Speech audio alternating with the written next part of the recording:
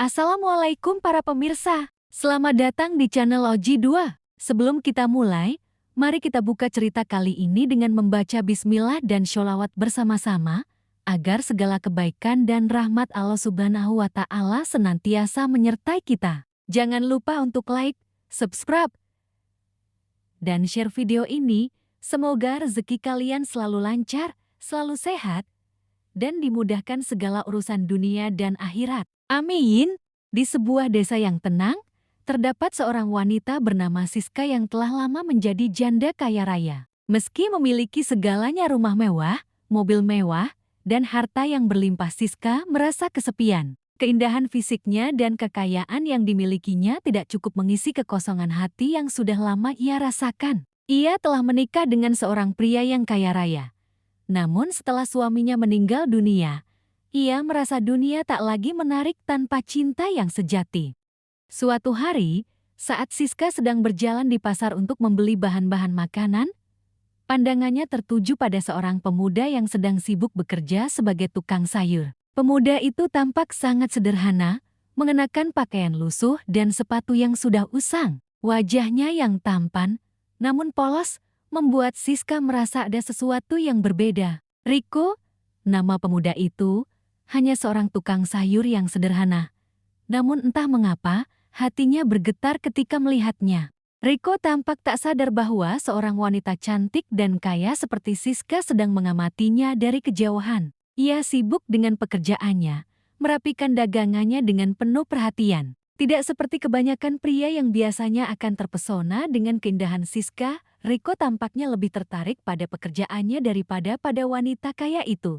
Namun, bagi Siska, ini justru menambah rasa penasaran. Selama bertahun-tahun, ia terbiasa dikelilingi oleh orang-orang yang hanya tertarik padanya karena harta dan statusnya. Tapi Riko, pemuda sederhana itu, tidak pernah menunjukkan minat sedikit pun. Itu yang membuatnya semakin tertarik. Siska tahu bahwa ia bisa mendapatkan apa saja yang ia inginkan dengan uang, namun ia ingin mencari cinta yang tulus, yang datang dari hati yang murni, bukan karena ketertarikan pada kekayaannya.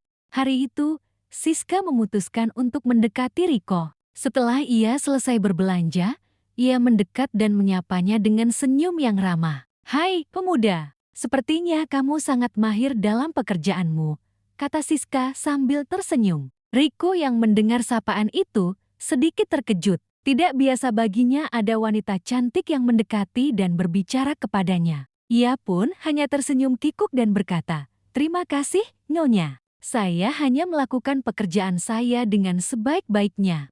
Siska semakin terkesan dengan sikap Riko yang rendah hati dan tidak terbawa arus kekayaan dan kemewahan. "Bagaimana kalau kamu datang ke rumah saya nanti? Saya ingin mengobrol lebih lanjut denganmu." "Tentu saja, jika kamu tidak keberatan," tawarnya dengan nada yang penuh harap. Riko merasa canggung, namun ia tidak bisa menolak ajakan wanita yang sudah begitu baik kepadanya. Tanpa berpikir panjang, ia menerima tawaran tersebut. Setelah itu, Siska mengundang Riko ke rumah mewahnya. Rumah yang begitu megah dengan taman yang indah dan berbagai fasilitas mewah lainnya. Riko merasa sedikit canggung dan tidak tahu harus berkata apa. Siska, yang melihat Riko merasa tidak nyaman, dengan cepat mengalihkan pembicaraan dan menawarkan minuman segar. Mereka berbicara tentang banyak hal, tentang pekerjaan Riko, tentang kehidupannya yang sederhana, dan tentang bagaimana Siska merasa kesepian meski dikelilingi oleh kekayaan. Disinilah permainan dimulai. Siska mulai merasakan adanya ketertarikan yang lebih dalam terhadap Riko. Ia merasa ada sisi lain dari dirinya yang belum pernah ia tunjukkan pada siapapun, dan Riko seolah menjadi sosok yang bisa membuatnya merasakan kembali perasaan yang hilang selama ini. Riko, yang tidak terbiasa dengan dunia mewah seperti yang dimiliki Siska, merasa sedikit terkejut dengan gaya hidup wanita itu. Namun, seiring waktu, ia mulai merasa lebih nyaman dan mulai menikmati pertemuan-pertemuan mereka. Namun, di balik perhatian tulusnya, Siska menyembunyikan sebuah niat tersembunyi. Ia ingin menggoda Riko, menariknya ke dalam dunia yang berbeda, dunia yang penuh dengan kemewahan, namun juga penuh dengan permainan yang tidak terlihat oleh mata. Siska percaya, dengan segala yang ia miliki, ia bisa menarik perhatian Riko dan akhirnya memiliki cinta sejatinya. Namun, apakah Riko akan terjebak dalam permainan ini, atau justru ia akan menyadari niat tersembunyi Siska? Waktu akan menjawabnya. Setelah pertemuan pertama yang penuh dengan percakapan ringan dan kehangatan, Siska merasa semakin tertarik dengan Riko. Ia bisa merasakan bahwa pemuda itu berbeda dari pria lain yang pernah ia temui. Riko tidak pernah terpesona oleh kekayaannya, dan ia tidak pernah berpura-pura menjadi orang lain hanya untuk mendapatkan perhatian Siska. Hal ini membuat Siska merasa ada daya tarik yang lebih kuat dan mendalam. Beberapa hari setelah pertemuan pertama mereka, Siska kembali mengundang Riko ke rumahnya. Kali ini, ia memiliki rencana yang lebih besar. Ia ingin Riko melihat lebih dalam tentang dunia kemewahan yang selama ini ia nikmati. Siska berpikir, jika Riko benar-benar tertarik padanya, ia akan melihat lebih dari sekadar harta dan fasilitas mewah yang dimiliki oleh Siska. Saat Riko tiba di rumah Siska, ia merasa semakin canggung. Ia tidak terbiasa dengan lingkungan mewah ini. Rumah besar dengan kolam renang, taman indah, dan berbagai perabotan mahal membuat Riko merasa seperti ikan kecil di lautan luas. Namun, Siska dengan senyumnya yang menawan, langsung menyambutnya dengan hangat, membuat Riko sedikit merasa lebih tenang. Saya tahu ini semua mungkin terasa asing bagimu, tapi percayalah, ini bukan tentang kekayaan, Riko. Ini tentang bagaimana kita bisa berbagi waktu bersama dan saling mengenal lebih dalam, kata Siska dengan lembut. Riko hanya tersenyum canggung, merasa tidak tahu harus berkata apa. Siska kemudian mengajak Riko untuk makan malam di ruang makan mewahnya. Ia memesan hidangan lezat dari restoran terbaik di kota dan menyajikannya di atas meja makan yang penuh dengan makanan mewah. Riko yang terbiasa makan dengan cara sederhana merasa sangat canggung, namun ia tidak ingin mengecewakan Siska yang telah begitu baik kepadanya. Ini luar biasa, Nyonya. Saya tidak tahu harus mengatakan apa, kata Riko dengan jujur sambil menundukkan kepala. Siska tertawa kecil dan berkata, jangan khawatir, Riko, nikmati saja. Ini semua hanya untukmu. Malam itu, mereka berbincang panjang lebar tentang kehidupan masing-masing. Siska mulai membagi cerita tentang masa lalunya, tentang bagaimana ia merasa kesepian meski dikelilingi oleh harta. Ia bercerita tentang suaminya yang telah meninggal dan bagaimana ia merindukan cinta sejati yang selama ini ia cari. Riko, yang tadinya canggung, mulai terbuka dan menceritakan tentang kehidupannya yang sederhana. Ia merasa nyaman berbicara dengan Siska, meski di dalam hatinya ada rasa canggung yang tidak bisa ia hilangkan. Siska, dengan penuh perhatian, mulai memikat hati Riko. Ia tahu betul bagaimana cara berbicara, bagaimana cara membuat seseorang merasa istimewa. Dengan lembut, ia menggoda Riko dengan perhatian yang tulus. Kamu tahu, Riko, aku merasa sangat nyaman berbicara denganmu. Terkadang, aku merasa dunia ini terlalu besar dan terlalu sibuk, tapi ketika aku bersama kamu, semuanya terasa lebih sederhana. Riko merasa sedikit terkejut dengan kata-kata Siska. Ia tidak pernah menduga bahwa seorang wanita kaya raya seperti Siska akan merasa nyaman berbicara dengan seorang pemuda sederhana sepertinya. Namun, ia merasa ada sesuatu yang berbeda dalam hubungan ini. Ia tidak tahu apakah itu cinta atau hanya sebuah perhatian. Namun ia mulai merasa terhubung dengan Siska meski masih ragu dengan niat wanita itu. Siska melihat bahwa Riko semakin terbuka dan ia tahu ini saat yang tepat untuk memberikan lebih banyak perhatian. Ia memutuskan untuk mengundang Riko ke tempat-tempat mewah yang biasa ia kunjungi, mulai dari butik-butik mahal hingga restoran bintang 5. Siska tahu bahwa jika Riko melihat lebih banyak kemewahan yang dimilikinya, ia akan semakin terikat padanya, bahkan mungkin mulai melihatnya sebagai sosok yang lebih dari sekadar wanita kaya. Namun, di balik semua perhatian dan kemewahan ini, ada satu hal yang Siska tahu pasti, ia ingin menggoda Riko dan membuatnya jatuh cinta padanya. Ini adalah permainan yang ia mainkan dengan penuh kesadaran, dan ia tidak akan berhenti sampai ia mendapatkan apa yang diinginkannya.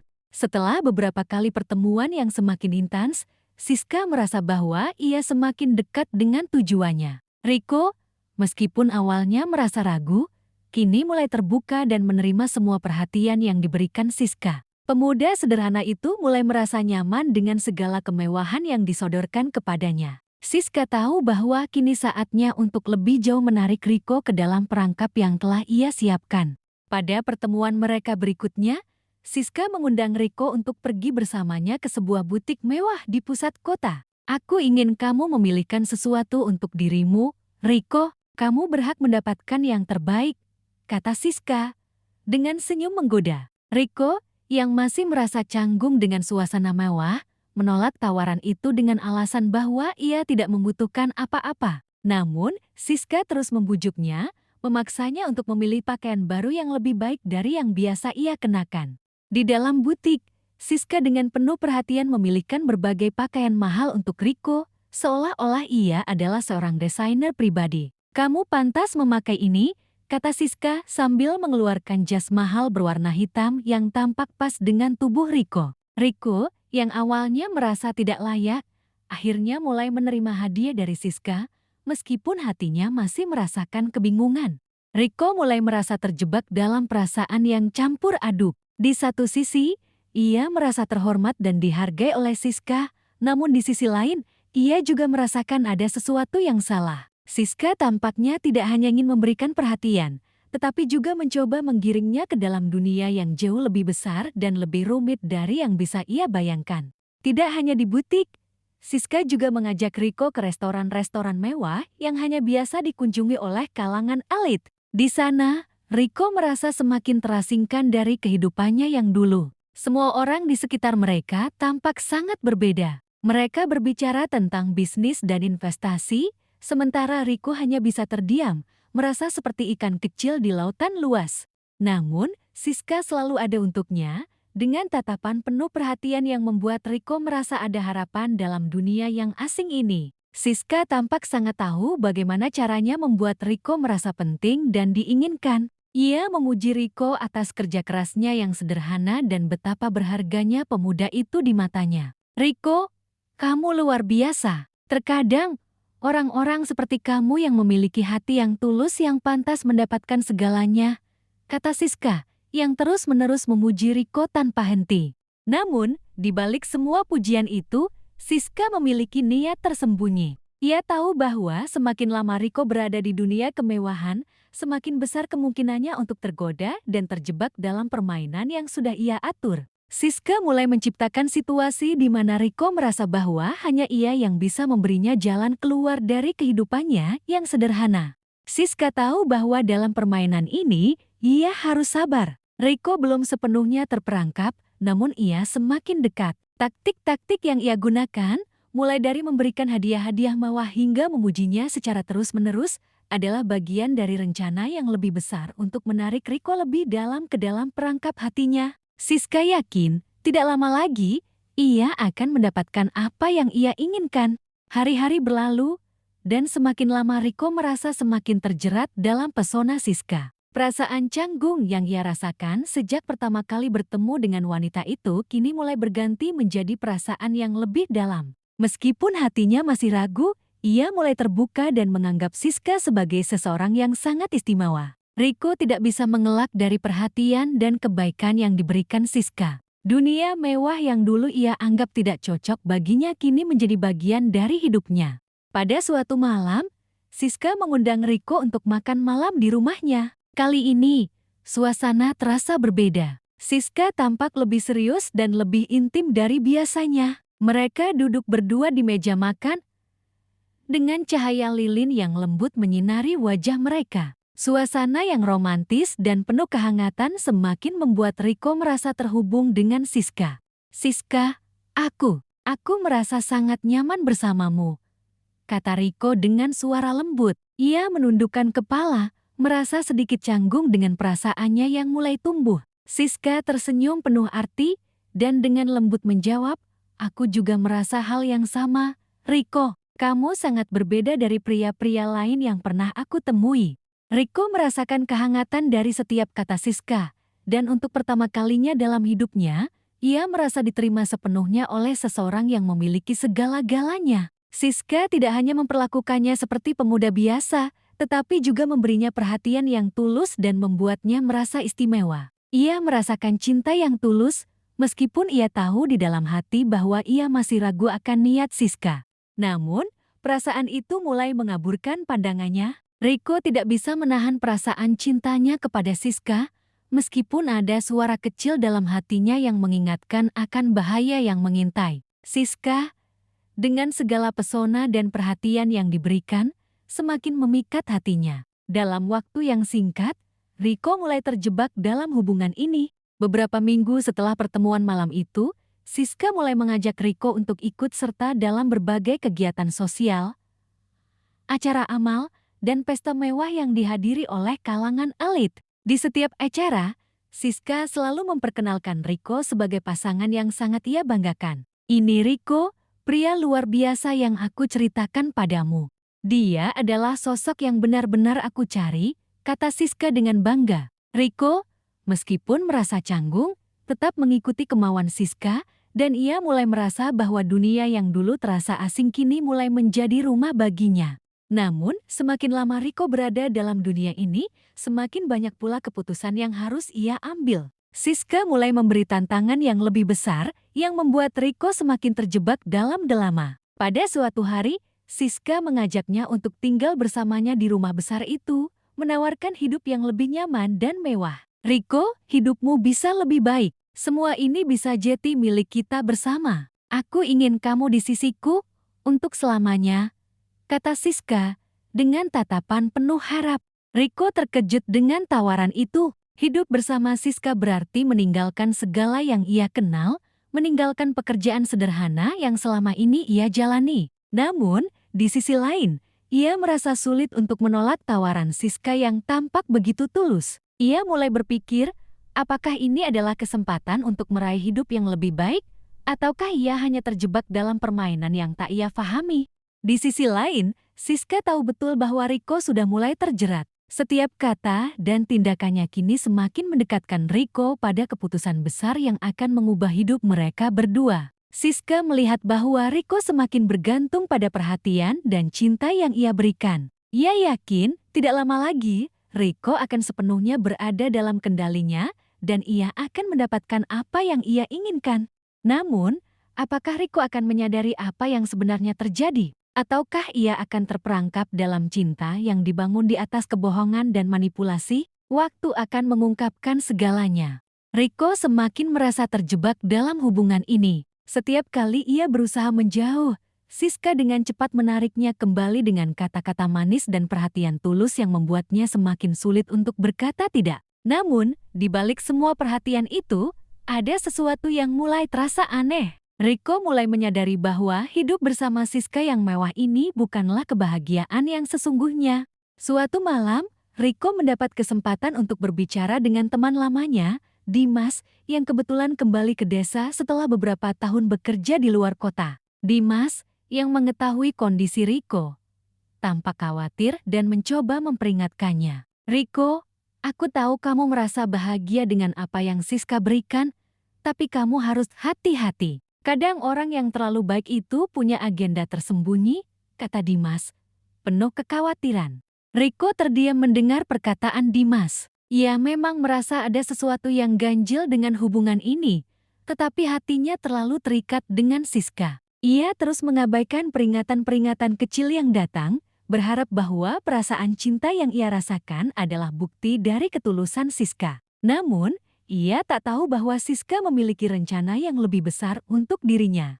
Pada suatu hari, Siska mengundang Riko untuk datang ke sebuah acara amal yang diadakan oleh organisasi tempat ia bekerja. Acara itu dihadiri oleh banyak orang penting dan kalangan atas. Riko merasa canggung karena ia tidak pernah terbiasa dengan suasana seperti itu. Namun, ia merasa harus mendukung Siska karena wanita itu selalu mendukungnya. Di acara tersebut, Siska memperkenalkan Riko kepada beberapa orang penting, namun tiba-tiba ia menghilang untuk beberapa saat. Riko merasa bingung, tapi ia berusaha untuk tetap bersikap tenang dan berbincang dengan tamu lainnya. Tak lama kemudian, Siska kembali dengan wajah yang berbeda. Ia tampak tegang dan sedikit cemas. Setelah acara selesai, Siska mengajak Riko berbicara di luar ruangan, jauh dari keramaian. Riko, ada sesuatu yang harus kamu ketahui. Aku tidak bisa terus menyembunyikan ini darimu, kata Siska, suara penuh keraguan. Riko yang mendengar itu mulai merasa cemas. Apa maksudmu, Siska? Tanyanya dengan hati yang berdebar. Siska menatapnya dengan mata yang penuh penyesalan, lalu perlahan berkata, Riko, aku sebenarnya sudah memiliki rencana ini sejak awal. Aku ingin kamu menjadi bagian dari hidupku. Tapi aku juga ingin kamu menjadi bagian dari dunia yang aku bangun. Aku membutuhkanmu untuk sesuatu yang lebih besar daripada sekadar hubungan cinta. Riko terkejut. Apa maksudmu? Aku tidak mengerti, Siska. Kamu bilang kita bisa bersama. Tapi ini semua terasa semakin aneh. Jawab Riko, suaranya mulai terdengar panik. Siska menghela napas, dan kemudian menjelaskan dengan perlahan. Aku tahu kamu merasa nyaman, Riko. Tapi aku tidak hanya mencari pasangan hidup. Aku ingin seseorang yang bisa membantuku menjalankan bisnis besar yang aku rencanakan. Ini bukan hanya tentang cinta, ini tentang kontrol. Aku membutuhkanmu untuk memimpin bagian dari bisnis ini, kata Siska, dengan nada yang lebih tegas. Riko merasa tubuhnya terhuyung mendengar pengakuan itu. Ia merasa dikhianati, meski selama ini Siska tampak tulus. Jadi ini semua hanya permainanmu sejak awal? Aku hanya alat untukmu, tanya Riko dengan marah. Hatinya terasa remuk. Siska tampak terkejut dengan reaksi Riko, namun ia tidak mengubah kata-katanya. Aku tidak ingin kau merasa seperti itu. Aku benar-benar mencintaimu, Riko, tapi ini adalah kesempatan yang harus kita ambil bersama. Riko merasa seluruh dunia runtuh di depannya. Ia tidak tahu lagi harus bagaimana. Semua yang ia rasakan, semua perasaan yang telah tumbuh untuk Siska, terasa seperti kebohongan besar. Ia merasa terjebak dalam permainan yang sudah direncanakan sejak awal. Dalam kebingungannya, ia memutuskan untuk pergi dan memberi dirinya waktu untuk berpikir. Setelah percakapan yang mengguncang hatinya, Riko merasa seperti dunia yang telah ia kenal selama ini runtuh seketika. Ia tidak pernah membayangkan bahwa hubungan yang ia bangun dengan Siska akan berubah menjadi permainan besar yang melibatkan bisnis dan kekuasaan. Kepercayaan yang telah ia berikan kepada Siska kini terasa sia-sia, dan perasaan cintanya yang tulus mulai berganti dengan kekecewaan dan kebingungan.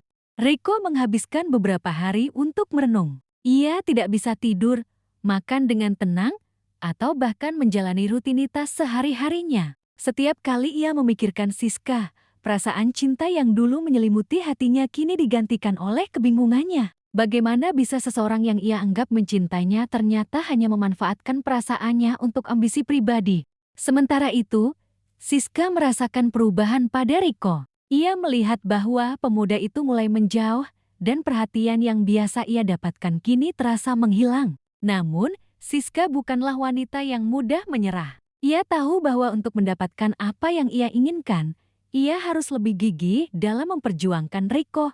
Pada suatu malam, Siska mengundang Riko kembali ke rumahnya, berharap bisa berbicara lebih lanjut dan menjelaskan dirinya. Riko, aku tahu kamu kecewa dan bingung. Tapi percayalah, apa yang aku katakan tidak berarti aku tidak mencintaimu. Aku ingin kita bekerja bersama untuk meraih kesuksesan. Aku yakin jika kita berdua bersama, kita bisa membangun sesuatu yang luar biasa, kata Siska dengan penuh harap. Riko, yang sudah lelah dengan perasaan bercampur aduk, tidak tahu harus bagaimana. Ia merasa terhimpit oleh keputusan yang harus ia buat.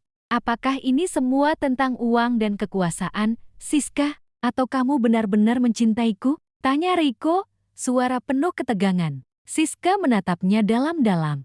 Matanya penuh dengan keyakinan. Ini tentang masa depan kita, Riko. Aku membutuhkanmu di sampingku untuk menjalani hidup yang lebih baik. Aku tahu kamu bisa lebih dari ini. Aku percaya padamu, jawab Siska dengan penuh perasaan.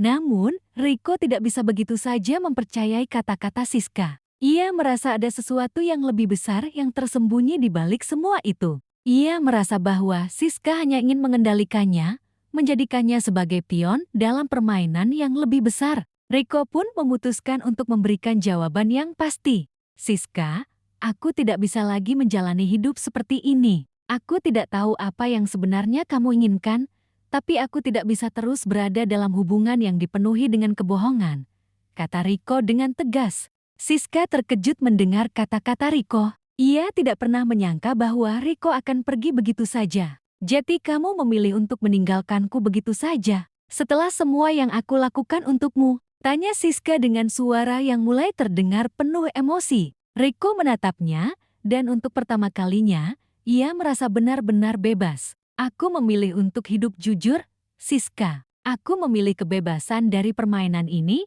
jawabnya dengan yakin. Siska, yang merasa dikhianati, tidak bisa menahan amarahnya. Kamu tidak tahu apa yang kamu tinggalkan? Riko, aku memberi segala yang aku punya.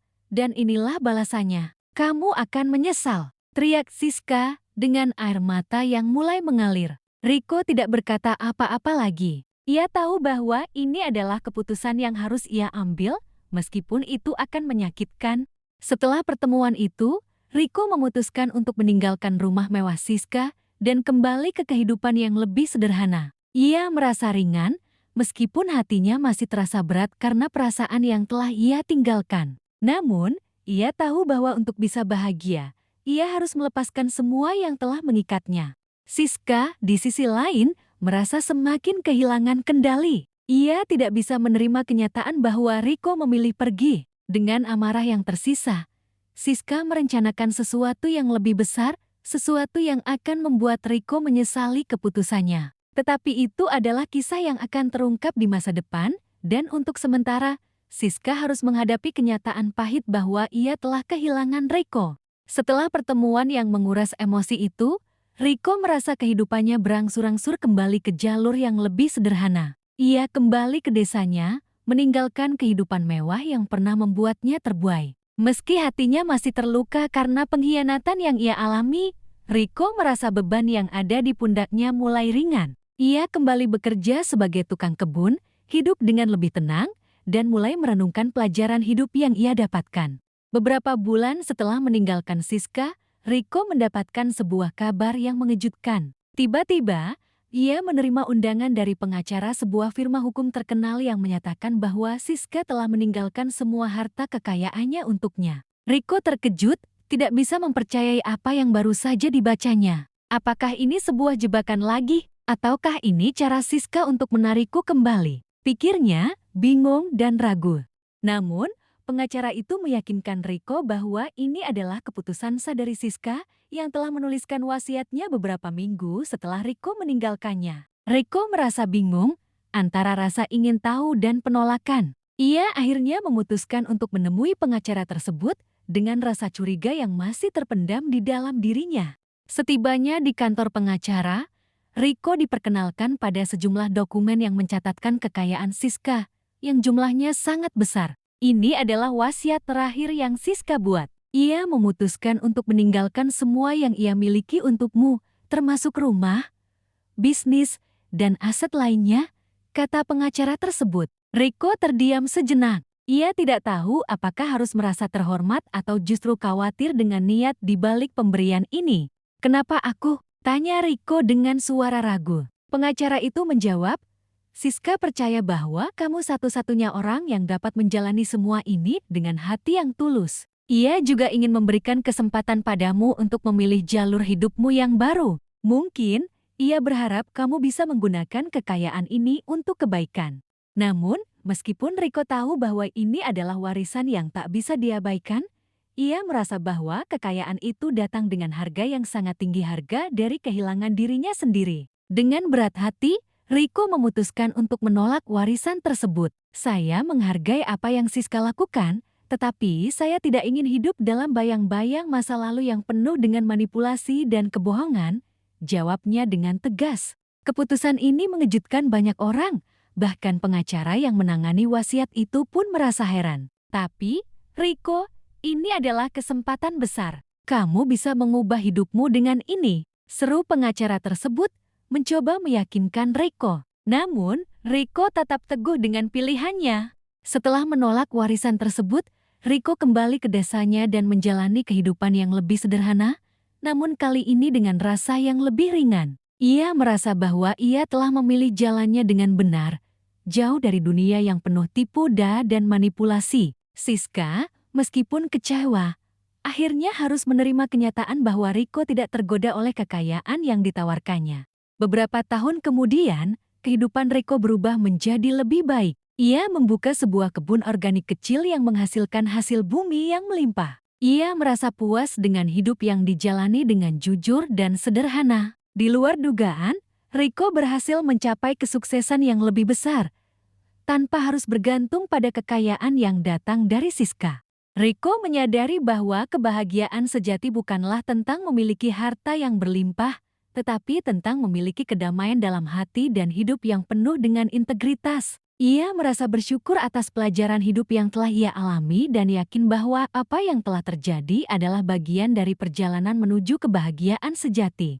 Siska, yang sebelumnya merasa marah dan kecewa, akhirnya menyadari bahwa dalam permainan hidup ini, ia tidak bisa memaksa seseorang untuk menerima sesuatu yang tidak mereka inginkan. Dengan kesendirian yang menghampirinya, Siska merenungkan kesalahan-kesalahan yang telah ia buat, namun pada akhirnya, ia harus menerima bahwa Riko telah memilih jalannya sendiri.